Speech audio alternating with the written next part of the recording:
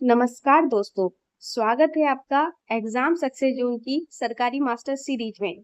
आज हम कोहल वर्ग के नैतिक विकास से संबंधित most important 30 previous year questions लेकर आए हैं, जो आपकी सभी शिक्षक भर्ती परीक्षाओं के लिए बहुत महत्वपूर्ण साबित होंगे। हमने अपनी पिछली क्लास में कोहल वर्ग का नैतिक सिद्धांत की पूरी थ्योरी को अच्छे से एक्सप्लेन किया था। इस सिद्धांत की सभी चरणों को, सभी हमने स्तरों को बहुत अच्छे से एक्सप्लेन किया था। और हम ए, आज जो है अपनी क्लास में उसी सिद्धांत से संबंधित 30 महत्वपूर्ण प्रश्न लेकर आए हैं, जो आपके लिए बहुत ही उपयोगी साबित होंगे और आपकी परीक्षा की तैयारी को बहुत ही ज्यादा स्ट्रॉन्ग बनाएंगे। तो चलिए बिना किसी देरी के हम आज ही अपनी क्लास को स्टार्ट करते हैं। हमारा पहला प्रश्न है, कोहल वर्ग के अनुसार शिक्षक बच्चों में नैतिक मूल्यों का विकास किस प्रकार कर सकता है? ए, धार्मिक शिक्षा को महत्व देकर, व्यवहार के स्पष्ट नियम बताकर, नैतिक मुद्दों पर आधारित चर्चाओं में बच्चों को शामिल करके, क्या करना है और क्या नहीं करना है पर कठोर निर्देश देकर। तो कोहलबर्ग के अनुसार शिक्षक बच्चों में नैतिक मूल्यों का विकास कर सकता है ऑप्शन नंबर सी, मतलब नैतिक मुद्दों पर आधारित चर्चाओं में बच्चों को शामिल करके। ठीक है, हमारा अगला प्रश्न है, कोहल वर्ग का मानना था कि बच्चे नैतिक मुद्दों पर सहपाठियों और शिक्षकों के साथ चर्चा करके अपनी नैतिक तरकणा को बेहतर बनाते हैं। लोरेंस कोहल वर्ग के सिद्धांत के अनुसार किसी कार्य को केवल इसलिए करना क्योंकि दूसरे इसे स्वीकृति देते हैं नैतिकता के किस स्तर को दर्शाता है? पूर्व पारंपरिक, पारंपरिक, उत्तर पारंपरिक, अमूर्त पारंपरिक। तो इसका सही आंसर है पारंपरिक। यानी किसी कार्य को हम केवल इसलिए बच्चा कर रहा है कि उससे क्या है, दूसरे क्या उसको स्वीकार कर रहे हैं। तो ये कौन सी अवस्था है? पारंपरिक। ठीक है, पारंपरिक स्तर में बच्चा समाज के नियमों, परंपराओं और दूसरों की स्वीकृति, प्रशंसा के आधार पर नैतिक निर्णय लेता है। यानी दूसरे मेरी तारीफ करेंगे तब मैं जो है उसी के बेस पर जो है वो निर्णय लेता है। प्रश्न नंबर 3 है, कोहल वर्ग के नैतिक विकास के सिद्धांत की मुख्य आलोचना क्या है? हमको बताना है कि जो सिद्धांत है कोहल वर्ग का नैतिक विकास, इसकी क्या आलोचना हुई थी। कोहल वर्ग ने बिना किसी प्रायोगिक आधार के सिद्धांत प्रस्तुत किया। कोहल वर्ग ने प्रस्ताव दिया कि नैतिक तार्किकता विकासात्मक है। कोहल वर्ग ने पुरुषों और महिलाओं की नैतिक तरगणा में सांस्कृतिक लैंगिक भिन्नताओं को महत्व नहीं दिया। कोहल वर्ग ने बच्चों पर कोई अध्ययन नहीं किया। तो इसका सही आंसर है ऑप्शन नंबर सी। देखिए, सबसे बड़ी जो आलोचना हुई है कोहल वर्ग के सिद्धांत की, इसी पर हुई थी कि कोहल वर्ग ने पुरुषों और महिलाओं की नैतिक तरगणा में सांस्कृतिक लैंगिक भिन्नताओं को महत्व नहीं दिया था। ठीक है, कैरोल गिलिगन, देखिए कैरोल गिलिगन ने एक ये भी क्या है, ये भी कैरोल गिलिगन जो थी वो इनकी एक छात्रा थी, इन्हीं के छात्रा थी, यानी स्टूडेंट थी। उन्होंने इनके सिद्धांत की आलोचना की। इन्होंने कहा था कि कोहल वर्ग की आलोचना करते हुए कहा है कि उनका सिद्धांत जो है सिर्फ, इनका जो सिद्धांत है पुरुषों के न्याय के दृष्टिकोण पर आधारित है, लेकिन जो पूरा सिद्धांत है सिर्फ पुरुषों पर फिट बैठता है, ये महिलाओं पर नहीं बैठता है। महिलाओं के देखभाल संरक्षण के दृष्टिकोण की उपेक्षा करता है। ठीक है, अगला प्रश्न है, कोहल वर्ग द्वारा प्रस्तुत नैतिक विकास के कुल कितने स्तर और चरण है? हमको इसमें पूछा गया है कि कोहल वर्ग ने जो सिद्धांत दिया है उसमें कितने स्तर बताए हैं और कितने चरण बताए हैं। 3 स्तर और 6 चरण, 6 स्तर और 3 चरण, 4 स्तर और 8 चरण, 2 स्तर और 4 चरण। तो इसका सही आंसर है 3 स्तर और 6 चरण। तो कोहल वर्ग ने कितने स्तर बताए हैं? 3 और चरण 6। ठीक है, कोहल वर्ग ने नैतिक विकास के 3 मुख्य स्तर, पूर्व पारंपरिक, पारंपरिक, उत्तर पारंपरिक और प्रत्येक स्तर के 2-2 चरण मिलाकर कुल 6 चरण बताए हैं। हमारा अगला प्रश्न है प्रश्न नंबर 5, यदि आप मेरे लिए यह करेंगे तो मैं आपके लिए वह करूंगा, यह सोच कोहल वर्ग के किस चरण से संबंधित है? ए, दंड और आज्ञाकारिता अभिविन्यास, बी, यांत्रिक उद्देश्य, साधन सापेक्षवादी अभिविन्यास यानी जैसे को तैसा, सी, अच्छा लड़का अच्छी लड़की अभिविन्यास, डी, कानून और व्यवस्था अभिविन्यास। तो इसका सही आंसर है ऑप्शन नंबर बी, यानी आप मेरे लिए करेंगे तो मैं भी आपके लिए करूंगा। तो ये है जैसे को तैसा। यांत्रिक उद्देश्य है साधन सापेक्षवादी अभिविन्यास है। ठीक है। और ये जो स्तर है ये है पूर्व पारंपरिक स्तर का दूसरा चरण है। ठीक है। पूर्व पारंपरिक स्तर का दूसरा चरण है जहां पर नैतिक निर्णय आपसी लेन देन और व्यक्तिगत लाभ पर आधारित होते हैं। ठीक। हमारा अगला प्रश्न है प्रश्न नंबर 6 है, लॉरेंस कोहलबर्ग के अनुसार हाइंज की दुविधा किससे संबंधित है? भाषा विकास, संज्ञानात्मक विकास, नैतिक विकास की दुविधाओं, सामाजिक संवेगात्मक विकास। तो इसका सही आंसर है ऑप्शन नंबर सी। हाइंज की दुविधा जो है नैतिक विकास की दुविधाओं से संबंधित है। देखिए कोहलबर्ग ने जब अपनी ये थ्योरी दी थी तो बच्चों को जो है ना कुछ स्टोरियां सुनाई थी, कहानियां, या उनके सामने कुछ जो है ना कुछ काल्पनिक स्टोरी रखी थी। ठीक है। जिसमें वो बच्चों के थॉट्स जानना चाहता था। तो कोहलबर्ग ने अपने अध्ययन में बच्चों को जो है हाइंज की दवा चोरी जैसी काल्पनिक नैतिक दुविधाएं दी थी। जिसमें क्या था, हाइंज होता है, हाइंज की क्या वाइफ होती है। अब उसकी वाइफ बहुत ज्यादा बीमार है, उसके पास कुछ पैसे वगैरह नहीं है। अब वो जाता है मेडिकल स्टोर पर, जाता है दवाई लेने के, लेकिन उसके पास पैसे नहीं है। तो अब वो उसके अंदर दुविधा, नैतिक दुविधा हो जाती है कि अब वो चोरी करे, चोरी करके दवाएं ले, या कुछ करे। ठीक है। तो ये जो है हाइंज ने बच्चों के सामने ये नैतिक दुविधाएं दी थी ताकि उनके स्तरों से उनकी नैतिक प्रकरणों को समझा जा सके। इसी को हाइंज कहा जाता है, हाइंज की दवा चोरी। तो ये नैतिक विकास की दुविधाओं से संबंधित है। ठीक है। अगला प्रश्न देखिए, पूजा अपनी कक्षा में खाना इसलिए खत्म करती है ताकि अध्यापिका उसे डांटे नहीं। कोहलबर्ग के अनुसार वह किस स्तर पर है? देखिए एक स्टूडेंट है पूजा, वो अपनी क्लास में जो है खाना इसलिए खत्म कर रही है ताकि जो उसकी टीचर है वो उसको डांट ना लगाए। तो ये पूछा गया है कि कोहलबर्ग के अनुसार वह किस स्तर पर है? ए दंड एवं आज्ञाकारिता अभिविन्यास, दंड एवं आज्ञाकारिता अभिविन्यास, अच्छा लड़का अच्छी लड़की अभिविन्यास, सामाजिक अनुबंध अभिविन्यास, सार्वभौमिक नैतिक सिद्धांत। तो इसका सही आंसर होगा ऑप्शन नंबर ए। सही आंसर होगा इसका ऑप्शन नंबर ए, दंड एवं आज्ञाकारिता अभिविन्यास। क्योंकि वो खाना इसलिए खत्म कर रही है क्योंकि उसको डर है अपनी टीचर का कि अगर मैं खाना नहीं खत्म करूंगी तो टीचर मुझको डांट लगाएगी। तो वो डर की वजह से उसमें ये नैतिकता है कि दंड। तो ये कौन सा स्तर है? दंड एवं आज्ञाकारिता अभिविन्यास। ठीक है। अगला प्रश्न है, कोहलबर्ग के अनुसार किस चरण में व्यक्ति यह मानता है कि नियमों को समाज के हित में बदला जा सकता है यदि वे सर्वसम्मति से बदले जाएं? ऑप्शन नंबर ए है सार्वजनिक नैतिक सिद्धांत, बी सामाजिक अनुबंध अभिविन्यास, सी कानून और व्यवस्था अभिविन्यास, डी दंड अभिविन्यास। तो इसका सही आंसर होगा ऑप्शन नंबर बी। किस चरण में व्यक्ति मानता है कि नियमों को समाज के हित में बदला जा सकता है, यानी जो नियम बनाए गए हैं उसको समाज के हित में बदला जा सकता है यदि वे सर्वसम्मति से बदले जाए। तो ये है सामाजिक अनुबंध अभिविन्यास। ठीक है। देखिए, और ये कौन सा स्तर है? ये है उत्तर पारंपरिक स्तर। कौन सा है? उत्तर पारंपरिक स्तर तीसरा स्तर है। और तीसरे स्तर का ये 5वां चरण है जिसको सामाजिक अनुबंध कहते हैं। इसमें व्यक्ति समझता है कि जो नियम और कानून जो है समाज के लिए हैं, नियम और जो कानून बनाए जाते हैं वो समाज के लिए होते हैं, और आवश्यकता पड़ने पर लोकतांत्रिक तरीके से इनमें बदलाव किया जा सकता है अगर जरूरत है। सर्वसम्मति से इनको हम बदल सकते हैं। ठीक है। अगला प्रश्न है प्रश्न नंबर 9,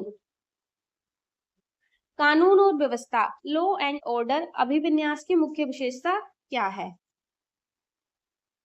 दूसरों को प्रश्न करना, कानून और सामाजिक नियमों का आंख मूंद कर पालन करना ताकि सामाजिक व्यवस्था बनी रहे, व्यक्तिगत लाभ के लिए नियम तोड़ना, और ऑप्शन नंबर डी है अपनी अंतरात्मा के आधार पर काम करना। तो इसका सही आंसर होगा ऑप्शन नंबर बी। कानून व्यवस्था विन्यास की क्या विशेषता है? अभी ने पहला प्रश्न जो आया था वो इसी पर आधारित, तभी बताया था ना, कानून और सामाजिक नियमों का आंख मूंदकर पालन करना ताकि सामाजिक व्यवस्था बनी रहे। तो ये क्या हो गया? कानून व्यवस्था है। अभिविन्यास की मुख्य विशेषता बनाई गई है ये। और ठीक है,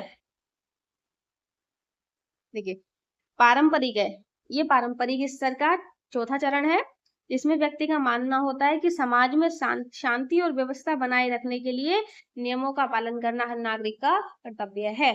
ठीक। अगला प्रश्न है प्रश्न नंबर 10। कोहल वर्ग के नैतिक विकास के सिद्धांत में पूर्व रूढ़िगत स्तर यानी प्री कॉन्वेंशनल लेवल की आयु सीमा क्या मानी गई है? जन्म से 2 वर्ष, लगभग 4 से 10 वर्ष, 10 से 13 वर्ष, 13 वर्ष से ऊपर। तो इसका सही आंसर है लगभग 4 से 10 वर्ष। पूर्व परंपरागत स्तर जो है उसकी क्या एज होती है? 4 से 10 वर्ष। ठीक है, सामान्यतः 4 से 10 वर्ष की आयु में बालक पूर्व पारंपरिक स्तर पर होता है, जहां बाहरी परिणामों यानी पुरस्कार और दंड से नैतिकता तय होती है। अगला प्रश्न है, कैरोल गिलिगन ने कोहल वर्ग के सिद्धांत की आलोचना करते हुए किस दृष्टिकोण पर बल दिया? देखिए, अभी हमारा एक पहले प्रश्न भी आया था जो कैरोल गिलिगन पर आधारित था, जो मैंने भी बताया था। जो ये कैरोल गिलिगन थी, ये क्या थी? कोहल वर्ग की ही स्टूडेंट थी, जिन्होंने इनके सिद्धांत की आलोचना की थी। और आलोचना करते हुए उन्होंने कौन से दृष्टिकोण पर ज्यादा बल दिया, ये पूछा गया प्रश्न। तो ऑप्शन नंबर ए है न्याय का दृष्टिकोण, बी देखभाल का दृष्टिकोण, सी संज्ञानात्मक दृष्टिकोण, डी मनोविश्लेषणात्मक दृष्टिकोण। तो इसका सही आंसर है ऑप्शन नंबर बी, देखभाल का दृष्टिकोण। इथिक्स ऑफ केयर, यानी ये बताया था कि महिलाओं में क्यों है ये ज्यादा पाया जाता है देखभाल का दृष्टिकोण, उनमें क्या होता है ये बिहेवियर होता है। लेकिन जो है कोहलबर्ग ने सिर्फ पुरुषों से जो कोहलबर्ग के जितने भी स्तर दिए थे, जितने भी जो है चरण दिए थे, वो पुरुषों पर सारे जो है सही बैठ रहे थे, महिलाओं पर उसमें ज्यादा नहीं दिया था। ठीक है, गिलिगन ने तर्क दिया था कि महिलाएं नैतिक निर्णय में संबंधों, सहानुभूति और कौशल सॉरी गिलिगन का तर्क था कि महिलाएं नैतिक निर्णय में संबंधों, सहानुभूति और देखभाल को प्राथमिकता देती है, जबकि कोहल वर्ग का मॉडल केवल न्याय को प्राथमिकता देता है। ठीक है, क्योंकि महिलाएं अगर कोई निर्णय लेती है तो उसमें वो क्या दे हैं? संबंधों, सहानुभूति और देखभाल को क्या प्रायोरिटी देंगी, पहले वो उसके बारे में सोची कि तब जाके निर्णय देती है। और पुरुष का क्या था? केवल वो न्याय को प्राथमिकता देते हैं। ठीक है, उनका हमारा अगला प्रश्न है प्रश्न नंबर 12।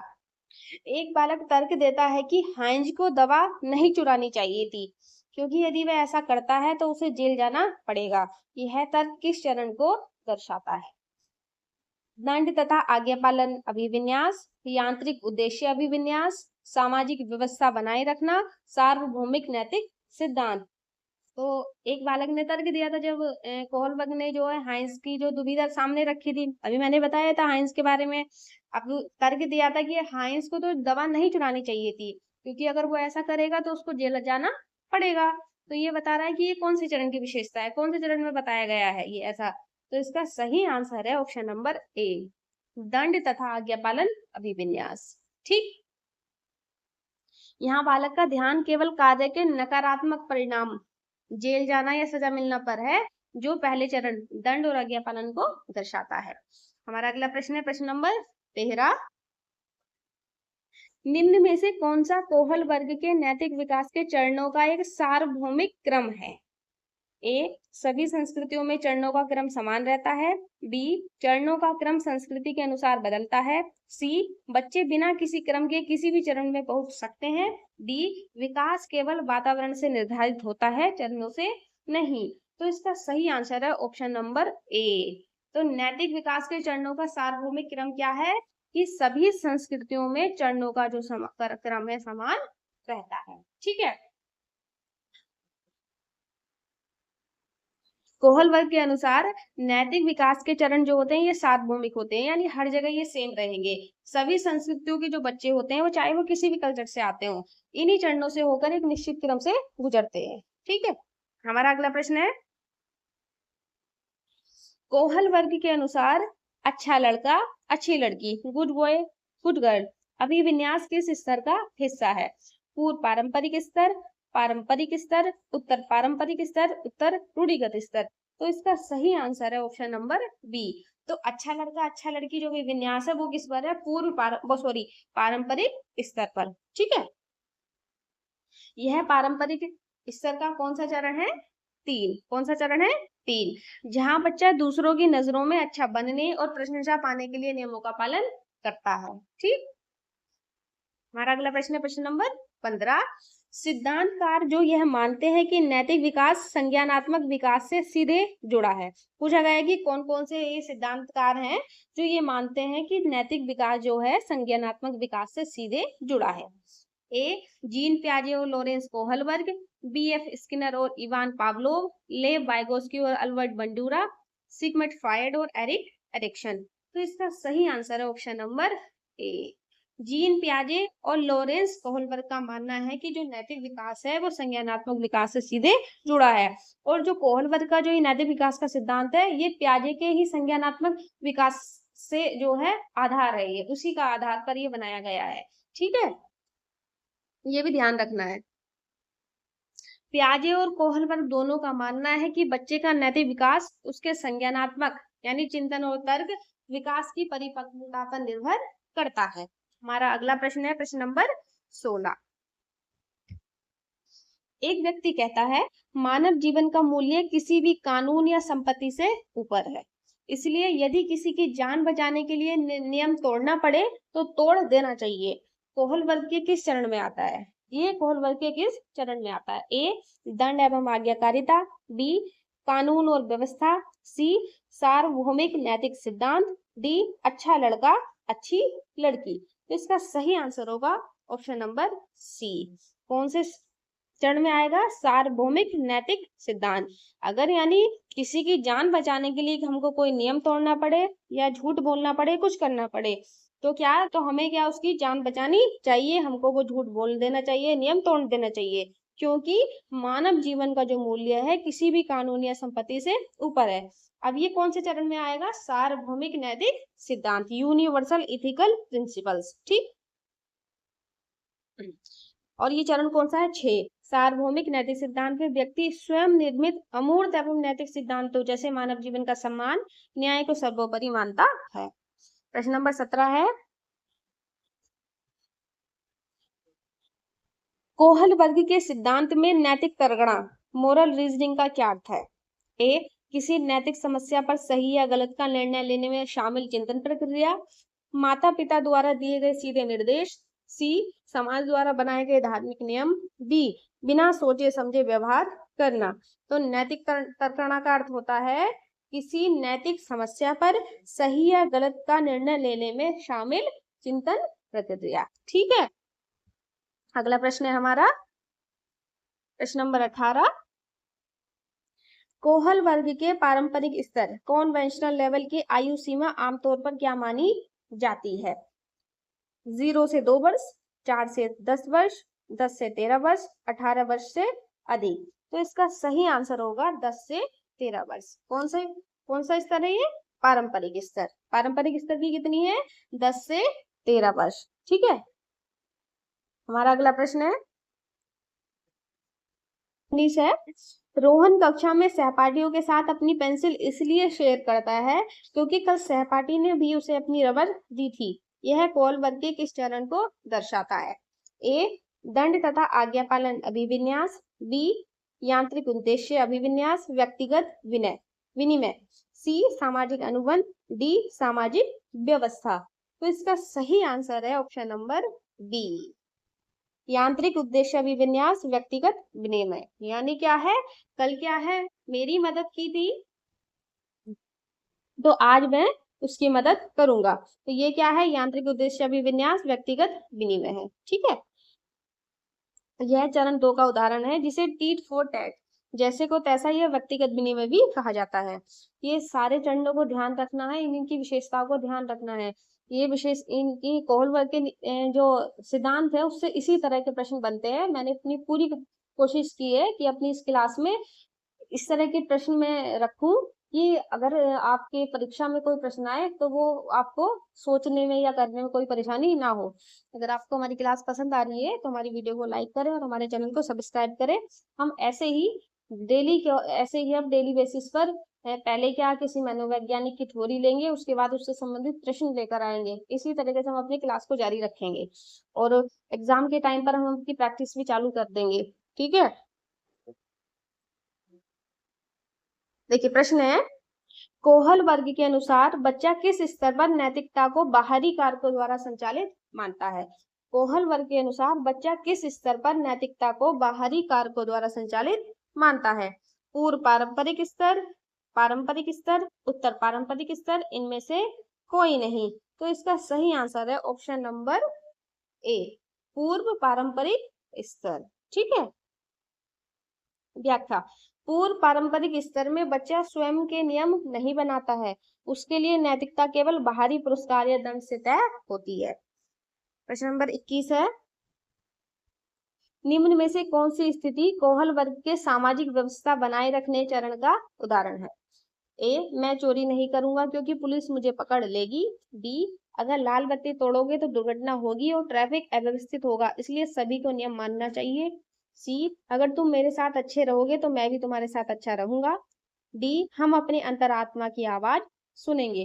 तो इसका सही आंसर है ऑप्शन नंबर बी, सामाजिक व्यवस्था बनाए रखना। मतलब क्या है कि अगर लाल बत्ती तोड़ेंगे और दुर्घटना होगी और ट्रैफिक अव्यवस्थित होगा, इसलिए सभी को नियम मानना है। इसी से क्या है, व्यवस्था बनी रहेगी। ठीक है। हमारा प्रश्न नंबर 22 है, जीन पियाजे और लोरेंस कोहल वर्ग के नैतिक विकास सिद्धांतों में मुख्य अंतर क्या है? जीन पियाजे और लोरेंस कोहल वर्ग के नैतिक विकास में सबसे पूछा है कि इसमें मुख्य अंतर क्या है। पियाजे ने केवल वयस्कों का अध्ययन किया और कोहल वर्ग ने केवल शिशुओं का। बी है, पियाजे ने दो मुख्य चरण स्वायत्त और परायत्त दिए, जबकि कोहल वर्ग ने विस्तृत 3 स्तर और 6 चरण दिए। सी, पियाजे ने नैतिकता को अस्वीकार किया। डी, कोहल वर्ग ने संज्ञानात्मक विकास को नकार दिया। तो इसका सही आंसर होगा ऑप्शन नंबर बी। देखिए, पियाजे ने जो है नैतिक विकास, संज्ञानात्मक की बात नहीं चल रही है, नैतिक की चल रही है। पियाजे ने जो है नैतिक विकास के 2 चरण दिए हैं, स्वायत्त और परायत्त। लेकिन कोहल वर्ग ने जो है ना 3 स्तर दिए हैं और 6 चरण दिए हैं। यही मुख्य अंतर है। ठीक है।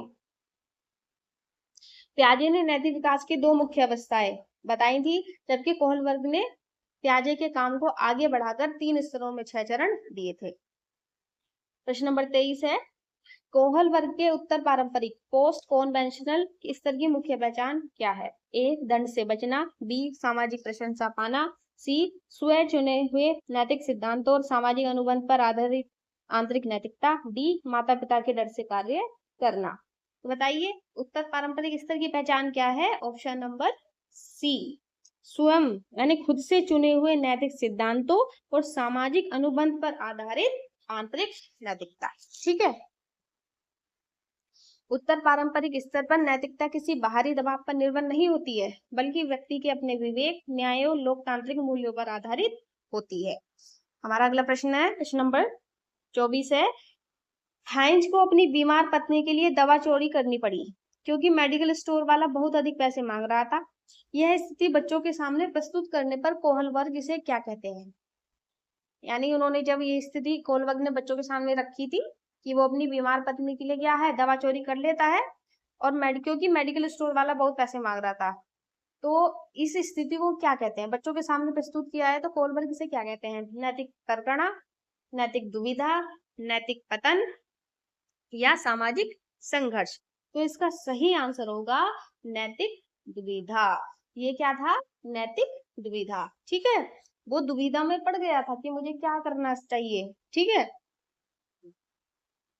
देखिए, जब दो सही या गलत विकल्पों के बीच चुनाव करना कठिन हो, दो सही या गलत विकल्पों के बीच चुनाव करना कठिन हो, जैसे चोरी करना गलत है वर्सेस पत्नी की जान बचानी जरूरी है। उसके बाद देखिए, दो उसके पास ऑप्शन थे।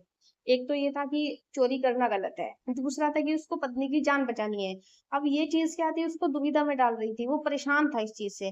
तो इसी स्थिति को, अगर किसी के सामने ऐसी स्थिति आती है कि उसको समझ नहीं आता कि क्या चुने, कि सही विकल्प की ओर जाए या गलत विकल्प की ओर, तो इसी स्थिति को कहा जाता है नैतिक दुविधा। नैतिक दुविधा, मोरल डिलेमा। ठीक है। अगला प्रश्न है, प्रश्न नंबर 25। क्या कोहल वर्ग के सिद्धांत के अनुसार सभी व्यक्ति चरण 6, जो चरण 6 है, सार्वभौमिक नैतिक सिद्धांत तक पहुंच पाते हैं?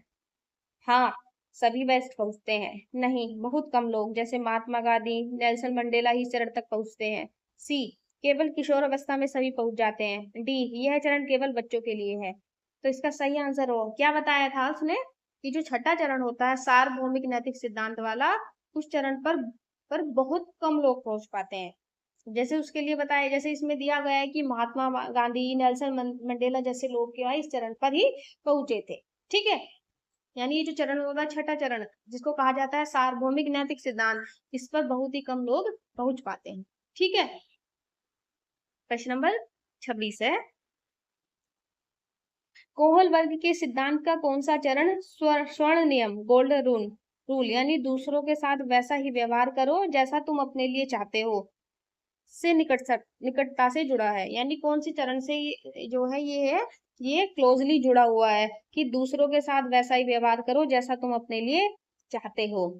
ए चरण 1 दंड एवं आज्ञाकारिता, बी चरण 3 अच्छा लड़का अच्छी लड़की अभिविन्यास, सी चरण 4 कानून एवं व्यवस्था, डी चरण 5 सामाजिक अनुबंध। तो इसका सही आंसर होगा अच्छा लड़का अच्छी लड़की, ऑप्शन नंबर, चरण जो 3 है अच्छा लड़का अच्छी लड़की अभिविन्यास से। ठीक है, चरण 3 में जो है बच्चा पारस्परिक संबंधों और दूसरों की अपेक्षाओं के अनुरूप व्यवहार करता है, जिसे कहा जाता है स्वर्ण नियम का भाव विकसित होता है। ठीक है, प्रश्न नंबर 27 है, शिक्षार्थियों के नैतिक विकास को बढ़ावा देने के लिए शिक्षक को क्या करना चाहिए? उन्हें केवल उपदेश देना चाहिए, वास्तविक जीवन की नैतिक दुविधाओं पर कक्षा में खुली चर्चा आयोजित करनी चाहिए, अनैतिक व्यवहार पर कठोर शारीरिक दंड देना चाहिए, नैतिकता से जुड़े पाठों को रटने के लिए कहना चाहिए। तो शिक्षार्थियों को नैतिक विकास को बढ़ावा देने के लिए क्या करना चाहिए कि जो हमारी क्लास है उस क्लास में जो है वास्तविक जो डेली लाइफ है, रियल लाइफ है, उस जीवन की नैतिक दुविधाओं पर कक्षा में खुली चर्चा आयोजित करनी चाहिए।